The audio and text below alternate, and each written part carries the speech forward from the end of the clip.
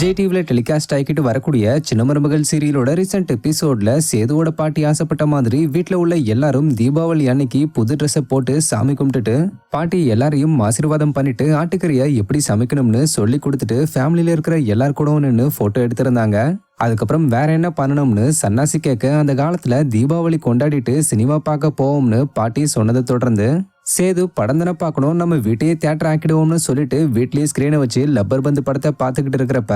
இந்த படத்துல வர சில சீன்ஸால பாதிப்படைஞ்ச தமிழும் சேதுவும் இந்த படத்துல வர மாதிரி நம்மளும் சேர்ந்து வாழ்ந்தா எப்படி இருக்கும்னு நினைச்சு பார்க்க அதுக்கப்புறம் மாட்டம் பாட்டம் கொண்டாட்டம்லாம் வேணும்னு சொல்லி நல்லா ஆடுறவங்களுக்கு 1,00,000 பரிசு தருவேன்னு பாட்டி சொல்லி எல்லாரையும் மாட வச்சு சந்தோஷமா தீபாவளியை செலிப்ரேட் பண்ணியிருந்தாங்க. இந்த நிலையில இந்த சீக்வன்ஸோட மேக்கிங் அப்ப தாமரையா நடிச்சுக்கிட்டு வர ஆக்டர் சங்கவி ஷூட்டிங் ஸ்பாட்ல வச்சு கோ ஆக்டர்ஸ் கூட சேர்ந்து பண்ண சில அட்ராசிட்டி சம்பவங்களை வீடியோ எடுத்து ரீசெண்டா ஷேர் பண்ணியிருக்காங்க.